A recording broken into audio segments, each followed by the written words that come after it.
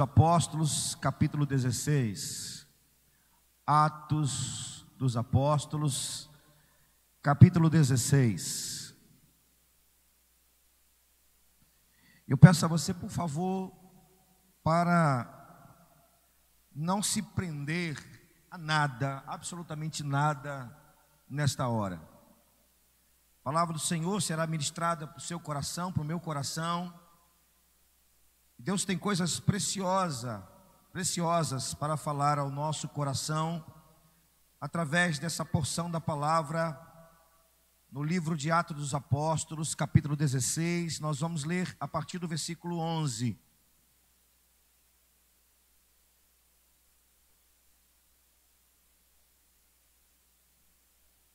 Prepare o seu coração para ouvir a voz de Deus. Você que está aqui, você que está em casa, prepare aí o seu coração. Deus vai falar com você. Deus vai falar conosco. Amém? Obrigado, Marcinha.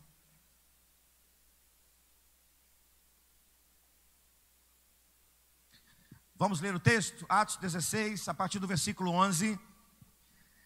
Tendo, pois, navegado de Troade, seguimos em direção a Samotrácia. No dia seguinte, a Neápolis. Dali a Filipos, cidade da Macedônia, primeira do distrito e colônia. Nessa cidade permanecemos alguns dias. No sábado, saímos da cidade para junto do rio, onde nos apareceu haver um lugar de oração. E assentando-nos, falamos às mulheres que para ali tinham concorrido. Certa mulher chamada Lídia, da cidade de Tiatira, vendedora de púrpura, temente a Deus, nos escutava. O Senhor lhe abriu o coração para atender às coisas que Paulo dizia. Depois de ser batizada, ela e toda a sua casa, nos rogou dizendo: se julgais que eu sou fiel ao Senhor, entrai em minha casa e ali ficai. E nos constrangeu a isso. Aconteceu que, indo nós para o lugar de oração, nos saiu ao encontro uma jovem possessa de espírito adivinhador, a qual, adivinhando, dava grande lucro aos seus senhores. Seguindo a Paulo e a nós, clamava dizendo: esses homens são servos do Deus Altíssimo e vos anunciam o caminho da salvação. E isto se repetia por muitos dias. Então Paulo, já indignado, voltando-se, disse ao Espírito: em nome de Jesus Cristo, eu te mando, retira-te dela. E ele, na mesma hora, saiu. Vendo os seus senhores que desfizera a esperança do lucro, agarrando em Paulo e Silas, os arrastaram para a praça, à presença das autoridades, e levando-os aos pretores, disseram: estes homens, sendo judeus, perturbaram a nossa cidade, propagando costumes que não podemos receber nem praticar, porque somos romanos. Levantando-se a multidão unida contra eles, e os pretores, rasgando-lhes as vestes, mandaram açoitá-los com varas. E depois de lhes derem muitos açoites, os lançaram no cárcere, ordenando ao carcereiro que os guardassem com toda a segurança. Este, recebendo tal ordem, lançou-os para o cárcere interior e lhes prendeu os pés no tronco. Por volta de meia-noite, Paulo e Silas oravam e cantavam louvores a Deus, e os demais companheiros de prisão escutavam. De repente, sobreveio tamanho terremoto que sacudiu os alicerces da prisão, abrindo-se todas as portas e soltaram-se as cadeias de todos. Que Deus, por essa palavra, por essa porção da palavra dele, possa falar aos nossos corações nessa noite. Posso ouvir um amém? Amém. Quando a igreja encontra um lugar de oração, quando a igreja encontra um lugar de oração, esse é o tema da palavra de Deus que receberemos do Espírito Santo nessa noite. Todos nós sabemos, irmãos, todo crente sabe que o que move a igreja é a oração e a palavra. Sim, o que move a igreja é a oração e a palavra. Mas como é difícil viver essa verdade. Eu confesso a você, é difícil viver essa verdade. Que verdade? A verdade de que a igreja ela é movida pela oração e pela palavra. É difícil, porque os atrativos são grandes e as pressões são enormes, os problemas aumentam cada vez mais. Então, de um lado nós temos as facilidades, os prazeres que nem sempre são pecaminosos. Do outro lado nós temos as adversidades, os problemas, as dores, os tempos tenebrosos que vivemos. Então tudo isso nos leva a ter a convicção, uma convicção, ou seja, uma convicção abaixo da maior das convicções. A maior das convicções é de que a igreja é movida pela oração e pela palavra. Mas nós temos uma convicção abaixo da maior das convicções, de que tudo isso torna difícil a igreja ser conduzida pela oração e pela palavra. Mas eu devo dizer a você que nada disso pode nos tirar o prazer de sermos movidos pela oração e pela a palavra. Se a sua vida não é regrada pela oração e pela palavra, deixa eu dizer uma coisa para você. Seu problema pode ser dois: ou esfriamento espiritual ou pecado. A igreja precisa encontrar o seu lugar de oração. Mas quando falamos de lugar de oração, a gente pode entender que esse lugar é mais do que algo geográfico, é posicional. É claro que nós vamos partir do princípio do que o texto está nos dizendo, do lugar de oração que Paulo e Silas encontraram em Filipos. Mas o lugar de oração que eu quero falar nessa noite para você é muito mais do que algo geográfico, é posicional. É uma postura gerada a partir de disciplina e, consequentemente, de prazer. Lugar de oração é uma posição, é uma postura gerada a prazer, a partir da disciplina, consequentemente do prazer. Porque quando você tem uma vida disciplinada em busca da oração e da palavra, com o tempo o Espírito Santo vai transformando a sua disciplina em prazer. E em pouco tempo, pela disciplina, você começa a desfrutar do prazer de estar na presença de Deus em oração e ouvindo a sua voz pela palavra. Amém? Glória a Deus. Então a igreja precisa encontrar o seu lugar de oração. Esse texto nos fala de algo extraordinário. Mudança de rota. Mudança de direcionamento. Paulo está na sua segunda viagem missionária. E nessa sua segunda viagem missionária, ele está indo em direção ao oeste das grandes cidades da Ásia. Paulo viajou através da Frígia e Galácia em direção a Bitínia. E quando ele está indo em direção a Bitínia, na região da Galácia, na Ásia, a Bíblia diz que o Espírito impediu Paulo de prosseguir a sua jornada.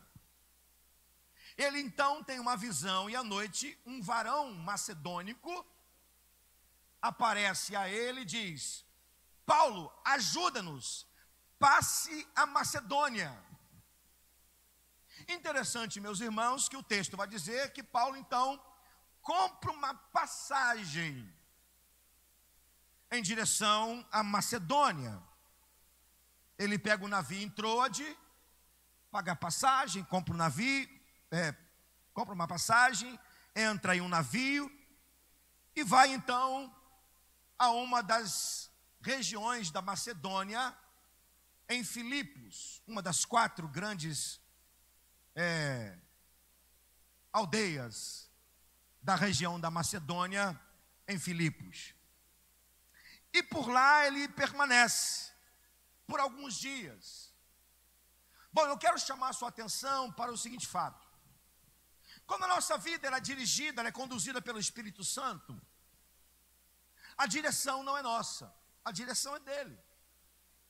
Os planos não são nossos, os planos são dele. Quando a nossa vida é conduzida pelo Espírito Santo, nós temos a sensibilidade de ouvir a voz do Espírito e obedecê-lo. É isso que está acontecendo aqui com o apóstolo Paulo na companhia de Silas. E eles então acham um lugar. Acho interessante o que o texto nos diz, e isso se repete por 2 vezes, um lugar de oração. Percebeu que muitas coisas começam na vida do crente pela oração? Deixa eu te dar 2 exemplos. Quando Elias venceu os profetas de Baal, o ápice da vitória de Elias contra os profetas de Baal e de Azera foi oração.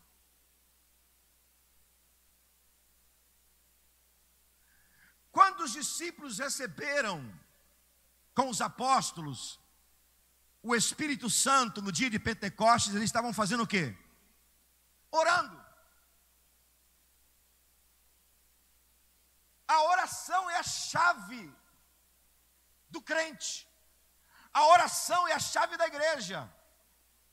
A oração, ela fecha um tempo, um ciclo, e abre o outro ciclo.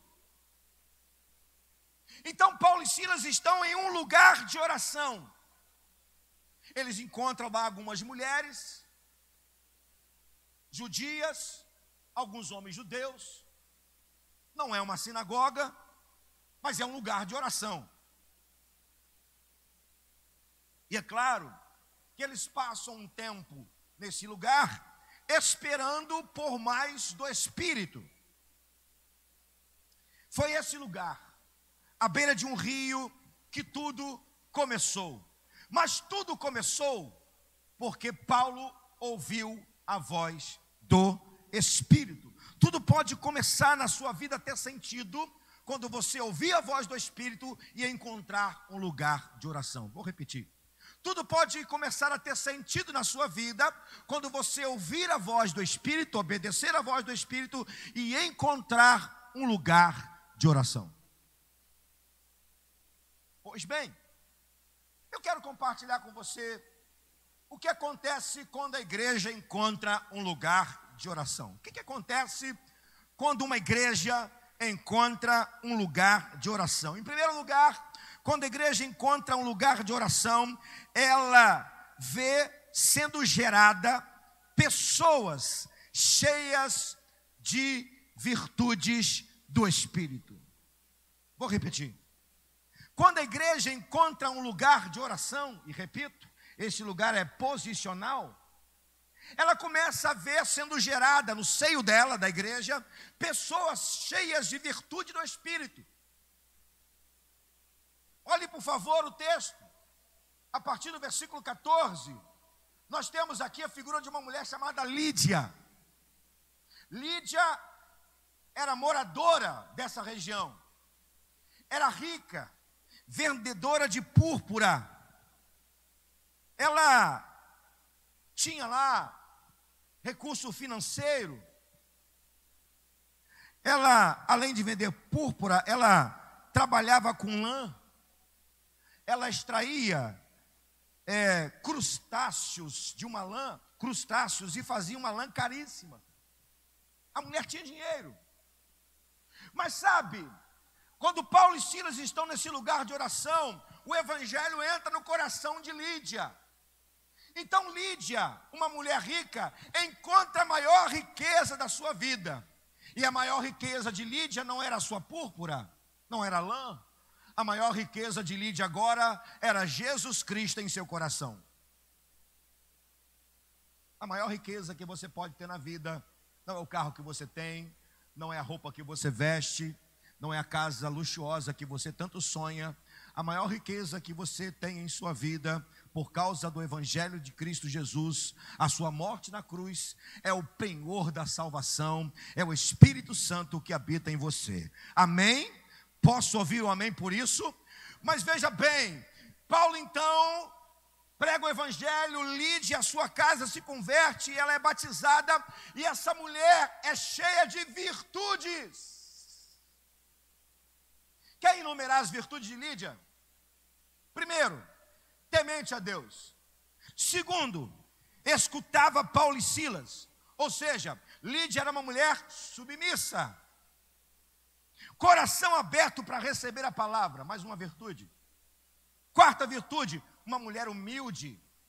Quinta virtude, hospitaleira. Sexta virtude, cativante. Nos constrangeu a isso. Paulo, Silas, fica na minha casa. Paulo e Silas ficaram constrangidos, tamanha a alma cativante de Lídia. E última virtude de Lídia, ela era zelosa pelo evangelho. Eu fico a pensar, que tipo de crente se produz nos nossos arraiais, nas nossas comunidades de fé, nas nossas comunidades eclesiásticas?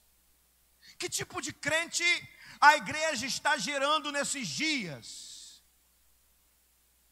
Pois bem, se a igreja é uma igreja de oração, se nós encontramos o nosso lugar de oração, o Espírito Santo começa a levantar no seio da igreja homens e mulheres cheias ou cheios da virtude do Espírito Santo.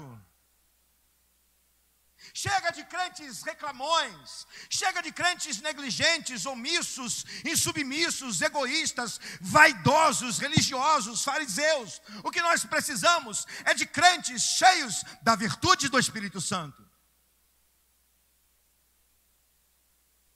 O que queremos na igreja, ou para a igreja, são pessoas como Lídia.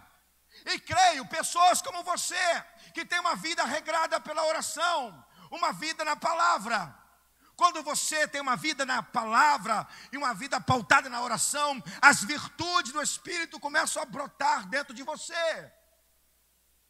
E isso é passado para a igreja, para o corpo, para a sua família, para a sociedade. Repito, quando encontramos um lugar de oração, Deus suscita na igreja homens e mulheres cheios de virtude do Espírito. É melhor começarmos a orar para que o Espírito Santo faça isso em nossos dias. Porque se começarmos a tomar um outro caminho diferente, ao invés de aparecer homens e mulheres cheios de virtude do Espírito, o que nós vamos ter que conviver, o que nós vamos ver, aí você vai vir pessoas assim, ao invés de virtude, reclamonas, insubmissas, farisaicas, omissas, que nessa noite, pela oração que nós prestamos a Deus, que nessa noite, pelo poder da oração e pelo poder do nome de Jesus, pelo Espírito Santo, Deus comece a trazer do nosso interior as virtudes do Espírito para sacudirmos a sociedade no nome de Jesus. Amém, amados? Mas em segundo lugar, o que acontece quando a igreja encontra lugar de oração? Quando a igreja encontra o lugar de oração, ela não é sufocada por espíritos encantadores.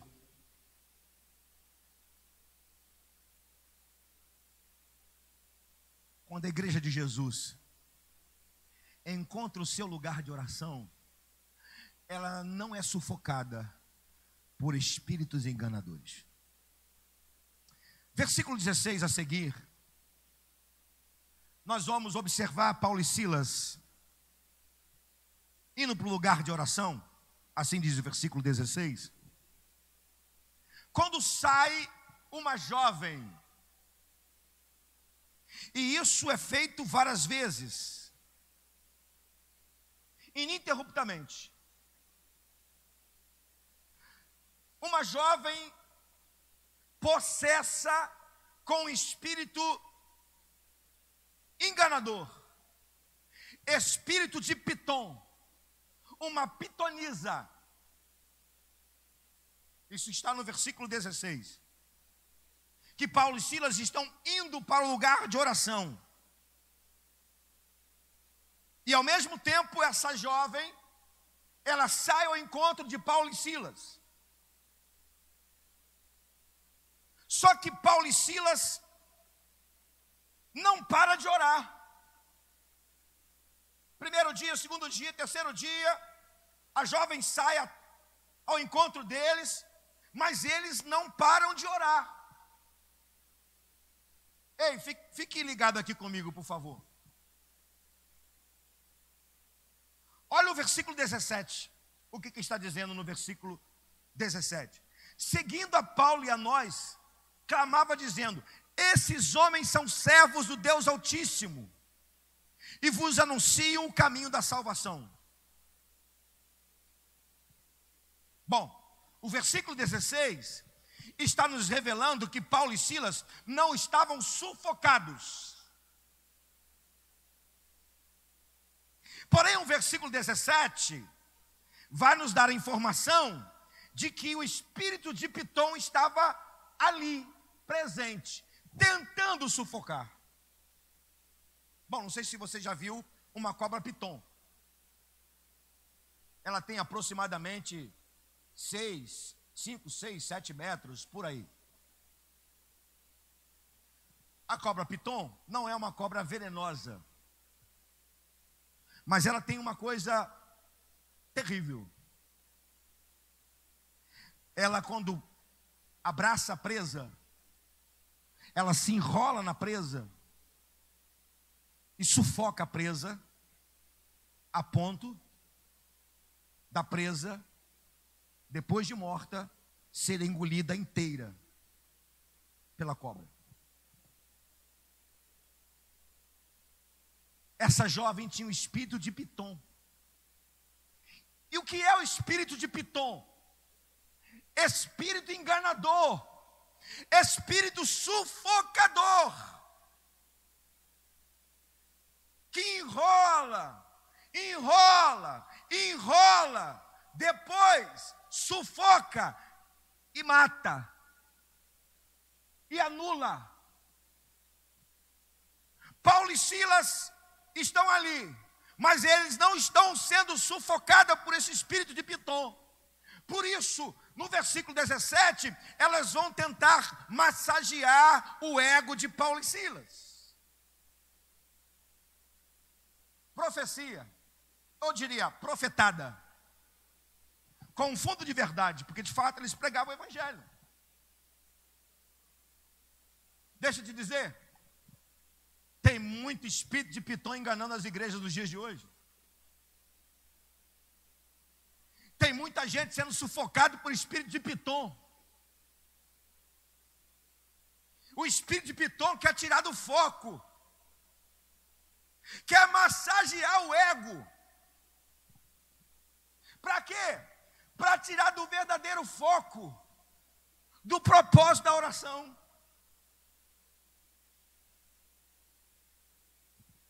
Por isso o evangelho se tornou místico. Galho de arruda, profetada, eis que te digo, copo d'água, rosa ungida, pedaço da cruz. Para quê? Para enrolar os crentes e deixarem de orar de verdade, de ler a palavra de verdade.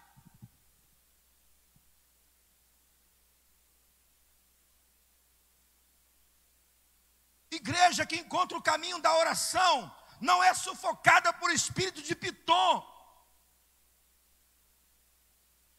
Pelo contrário, igreja que é movida pela oração, essa igreja tem a autoridade do Espírito para discernir que está tudo errado. Igreja que é conduzida pela oração, ela tem autoridade para expulsar o demônio. A gente ouvia por aí uma palavra que é muito verdade, alguns jargões gospel, a gente até repete, mas a gente não coloca em prática não. Mas esse não é um jargão, uma verdade. Pouca oração, pouco poder. Muita oração, muito poder.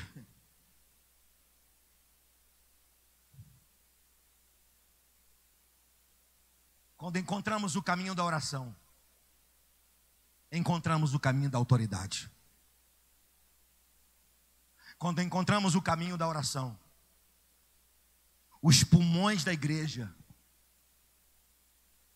estão liberados para respirar o sopro do Espírito. Aleluias. Não deixe nenhum espírito de Pitom sufocar a sua vida de oração, irmão. No nome de Jesus. Em terceiro lugar, quando a igreja encontra o caminho da oração, ela não se conforma com aquilo que está desalinhado com o Espírito Santo.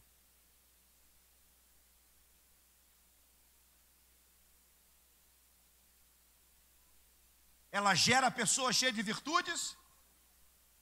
Ela não é sufocada por espírito de Pitom, enganador. E ela continua alinhada com o mover do Espírito. E ela não se conforma quando tudo está desconectado.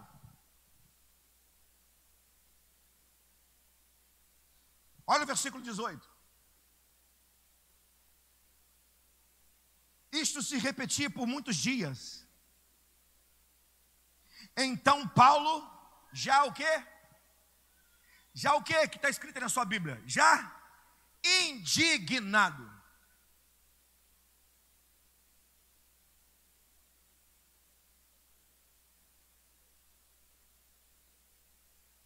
Irmão, se você se conforma com tudo, se você não fica indignado com aquilo que está fora da palavra, e com aquilo que está desalinhado com o Espírito, olha, eu devo dizer que tem alguma coisa errada com você. Porque um homem de Deus, uma mulher de Deus, que está alinhado e cheio do Espírito Santo, não se conforma com aquilo que está desalinhado com ele.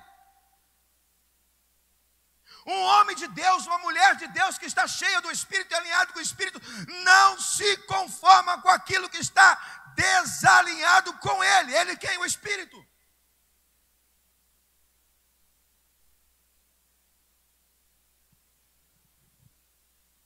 Há um fundo de verdade nas palavras da jovem.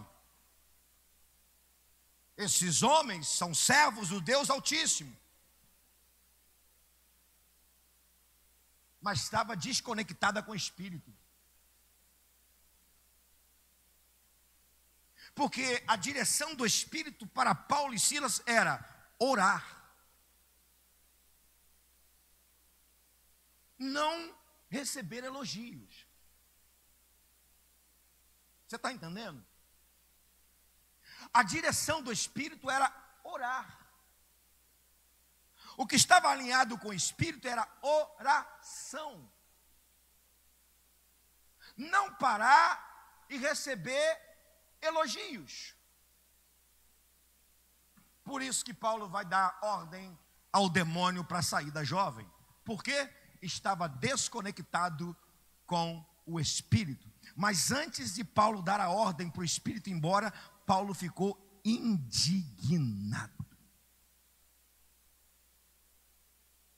Ei, Deus está esperando que você fique indignado com aquilo que está desconectado com o espírito.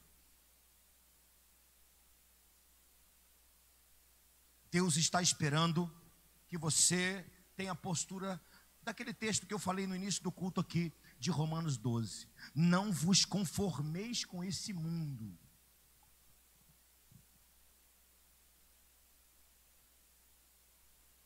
O que Moisés fez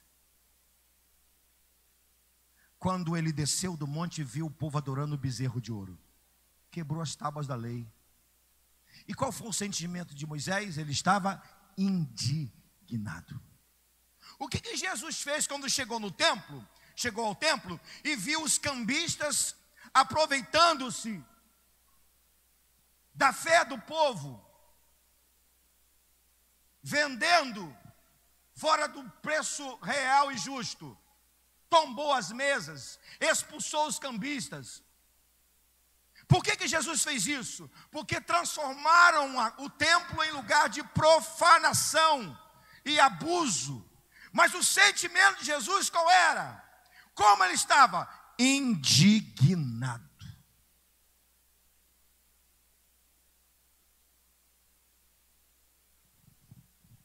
Qualquer coisa que te impede de encontrar Deus no lugar de oração é distração de Satanás. Vou repetir. Qualquer coisa que te tire do lugar de oração é distração de Satanás. E qual o sentimento que tem que estar no seu coração quando isso acontecer? Indignação. Um crente cheio do Espírito, vivendo na oração, debaixo da oração, ele vai ficar indignado e vai ter autoridade para desfazer as obras do diabo.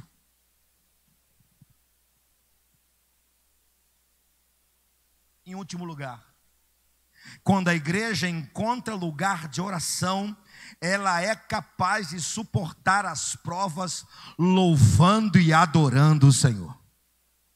Vou repetir. Quando a igreja encontra um lugar de oração, ela é capaz de suportar as provas, louvando e adorando a Deus.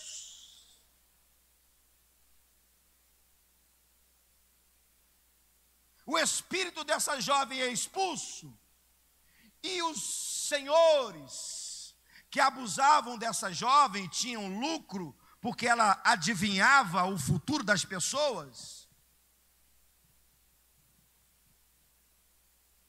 Foi embora.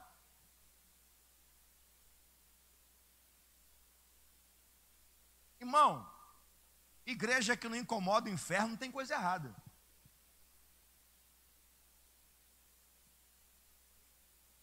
O que acontece?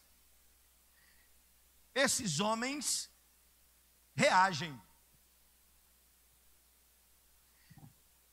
Eles vão prender Paulo e Silas. Eu quero enumerar com você aqui o que Paulo e Silas passaram. Olha as provas, as lutas que Paulo e Silas viveram. Vamos lá? Foram arrastados em praça pública. Tá bom para você? 2, foram acusados de perturbadores. 3, uma multidão ficou contra eles. 4, suas vestes foram rasgadas. Ato de humilhação pública, tá bom? Mais, foram açoitados com varas.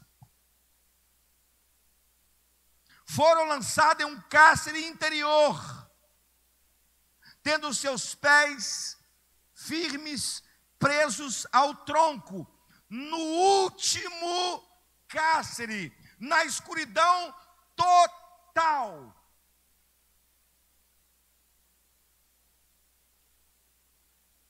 Eu quero te perguntar, você tem certeza que quer continuar tendo uma vida de oração?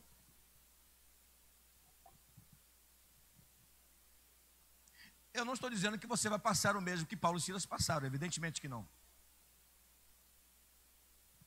Mas pode ter certeza, se você quer viver uma vida de oração, o inferno vai se levantar contra você.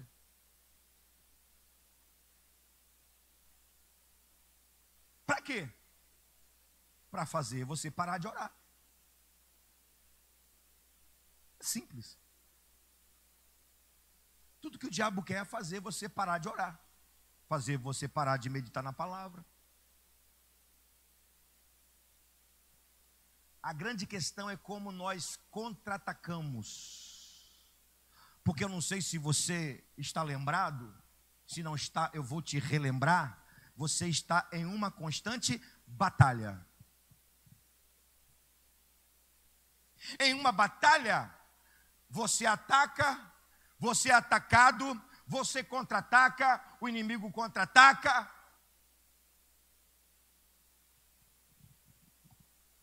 Como que Paulo e Silas reagiram a tudo isso? Como que Paulo e Silas vão reagir a tudo isso que o texto aqui nos revela? Reclamando? Questionando?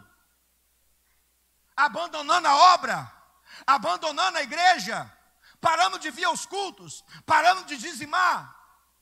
Parando de meditar na palavra, parando de orar? É assim que Paulo e Silas vão reagir? Não, à meia-noite, Paulo e Silas vão reagir da seguinte maneira: eles começam cantando louvores a Deus, e eles continuam orando, cantando, orando, adorando, louvando, orando.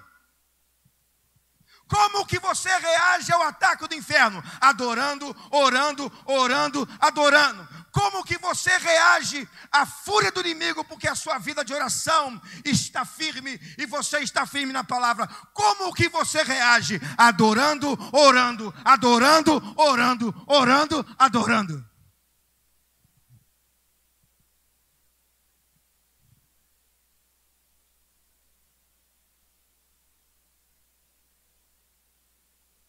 Você não tem motivos para parar de orar e adorar.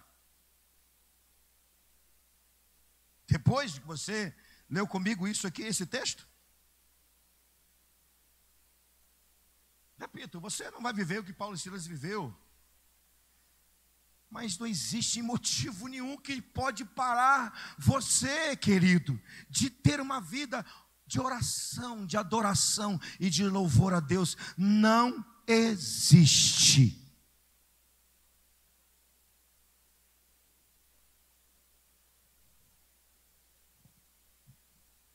A grande questão é que nós queremos criar cenários. Nós queremos que o cenário seja o mais belo e perfeito possível para a gente viver uma vida bonita de oração e louvor, de adoração. A gente quer uma Disneylandia espiritual. Não existe uma Disneylândia espiritual. Não existe parque de diversão espiritual. A sua vida é de batalha. E batalha se vence com a palavra e com os joelhos dobrados. Aleluias. Deixa eu concluir. Deixa eu te fazer uma pergunta: a sua vida é realmente dirigida pelo Espírito Santo?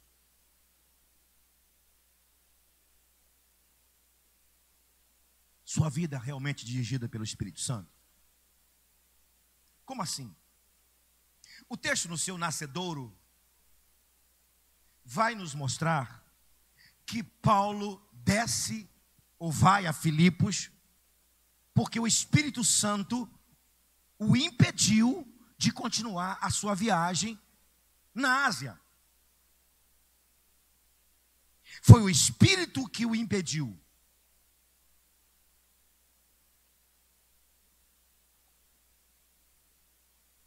Ou seja, Paulo, na companhia de Silas, está em Filipos debaixo de oração e obediência.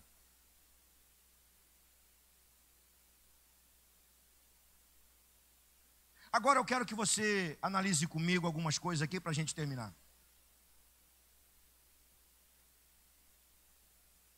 Vamos parar no último cárcere com Paulo e Silas. E não é difícil a gente construir aqui um cenário questionador. Porque somos especialistas, meus amados irmãos, em criar cenários questionadores. Somos especialistas. Pensa comigo. Eu estou em uma direção. Eu estou indo para a Ásia fazer a obra de Deus. Continuando na minha viagem missionária. Eu sou impedido. Eu vou para um lugar. Eu tenho que ficar ali dias orando. Um espírito maligno vem contra mim.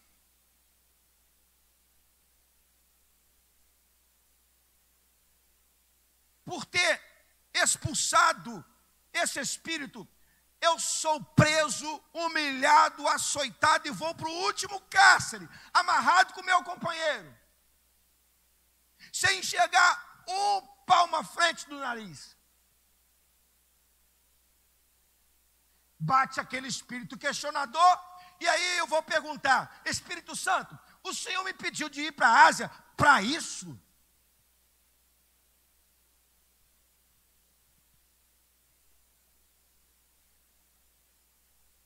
É porque a gente quer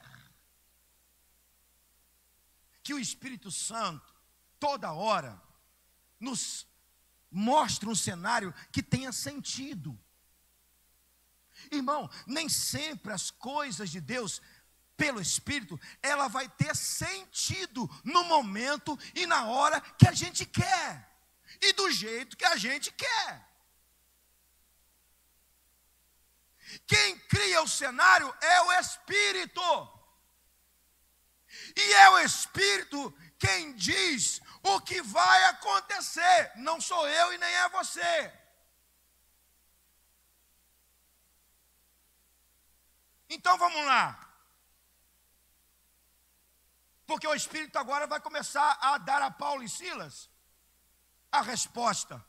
Porque eles tiveram que ir à Macedônia, especificamente em Filipos.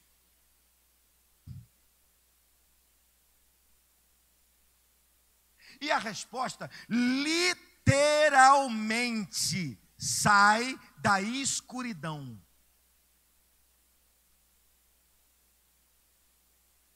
Deixa eu dizer uma coisa para você. Quando a nossa vida é uma vida de oração, quando a nossa vida está pautada na oração de verdade, o Espírito Santo traz luz ao nosso entendimento. Ele abala todas as estruturas. Ele promove um terremoto e nos traz luz ao entendimento por que ele nos levou para aquele lugar, ou por que ele quer que façamos o que ele direcionou para que pudéssemos fazer. Literalmente a resposta sai da escuridão, porque o texto vai dizer que de repente sobreveio um tamanho terremoto, sacudiu os alicerces da prisão, abriu-se as portas e soltaram as cadeias de todos. Eu não li, mas o versículo 27 a seguir vai falar do carcereiro.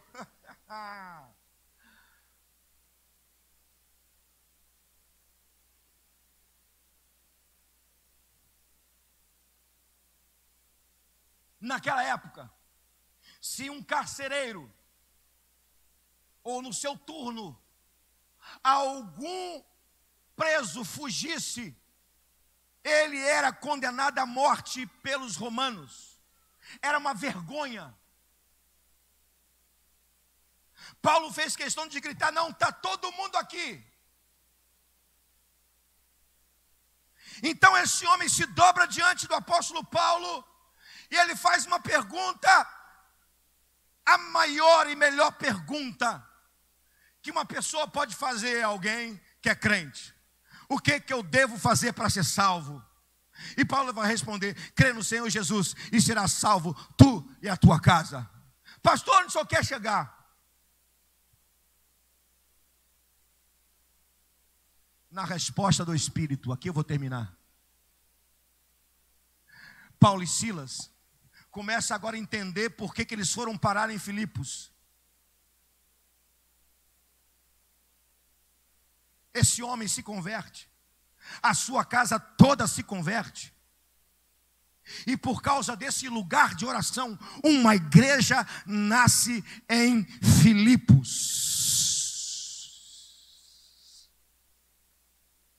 Lê a carta aos Filipenses e você vai entender que igreja é essa em Filipos. Agora as coisas têm sentido. Por que Paulo vai para a Macedônia, na região, especificamente Filipos? Porque Paulo precisava, juntamente com Silas e as mulheres, sacudirem aquele lugar, para que o evangelho pudesse entrar naquele lugar e ali nascer uma igreja de Jesus. Deixa eu terminar.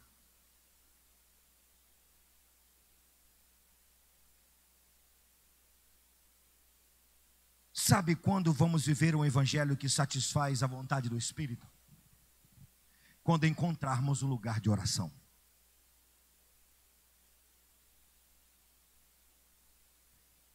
Lembra de Deus com Adão? Adão, onde você está? A pergunta de Deus, ela é geográfica, mas sobretudo ela é posicional.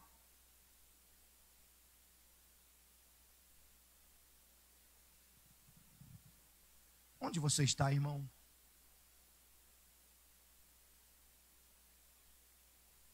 Onde você está? A pergunta do Espírito para você agora é: você está no lugar de oração ou você está no lugar de acomodação? Onde você está? No lugar da oração ou no lugar da acomodação? Porque no lugar da oração, o Espírito move. No lugar da acomodação, o diabo avança. Onde você está? O Espírito Santo está te perguntando nesta hora: onde você está? No lugar da oração ou no lugar da acomodação? Eu espero que você encontre o seu lugar de oração. Pois nesse lugar de oração, grandes coisas da parte do Espírito Santo começarão a acontecer em sua vida. As virtudes dele irão brotar dentro de você. Aleluias. Grandes virtudes irão brotar dentro do seu coração quando você encontrar esse lugar de oração. Você não será sufocado por nenhum espírito enganador. Aleluias. Seu pulmão espiritual vai estar limpo e livre. Aleluia. Você vai se tornar alguém tão cheio do Espírito, que aquilo que tiver fora do Espírito, você vai ficar incomodado, uma autoridade vai tomar conta de você, você vai falar e no nome de Jesus, o inferno vai recuar, aleluia, você vai ter tanta força, tanta resiliência, que as pressões dessa vida, que as adversidades não vão impedir você de adorar, de louvar. Por quê? Porque a sua vida de oração vai ser, juntamente com a adoração, uma força tamanha, que quando você estiver orando e adorando, um terremoto do céu vai acontecer onde você estiver. Aleluias. E você vai entender por que o Espírito Santo move na tua vida. Aleluia. O evangelho vai crescer através da sua vida, e Deus vai transformar as pessoas que ouvirão o evangelho que vai sair da sua boca. Aleluia. Quero orar por você. Quero orar por você, primeiro, que tem vivido batalhas de oração. Eu quero orar por duas pessoas, dois tipos de pessoas nessa noite. Primeiro, eu quero orar por você que tem vivido batalhas intensas de oração. E segundo, eu quero orar por você que ainda não encontrou o seu lugar de oração. Está na hora de você encontrar esse lugar, e é hoje. Abaixe sua cabeça, feche seus olhos.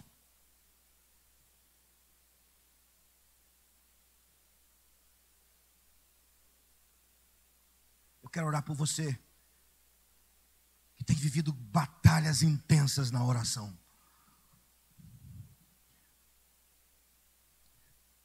Tem hora que você não tem mais nem força física. Parece que as suas forças estão se esvaindo, indo embora. Não para não, irmão. Deus está aqui nessa noite para renovar suas forças. Você que tem vivido batalhas de oração, seja o motivo, o propósito que for, Deus está dizendo a você nessa noite: eu te fortaleço, eu te tomo pela minha mão direita e te ajudo, diz o Senhor. Não pare de orar não, você vai receber a sua vitória debaixo da oração e no poder de Jesus. É por você que eu quero orar. Mas eu quero orar por você que a acomodação tomou conta da sua vida. O diabo roubou muita coisa de você, roubou o tempo, roubou a devoção, roubou as bênçãos. Ei, o Senhor está aqui nessa noite para te tomar nas asas do Espírito e te levar de volta para esse lugar de oração, para você ter autoridade e tomar aquilo que é seu, aquilo que Deus te deu, aquilo que o diabo quer roubar. Eu não sei em que situação você se encontra, mas eu quero orar por você. Por você que tem vivido batalhas intensas. Deus está aqui para te fortalecer. Por você que saiu desse lugar, e Deus está te chamando hoje, pelo Espírito. Grandes coisas vão acontecer na sua vida quando você encontrar esse lugar de oração.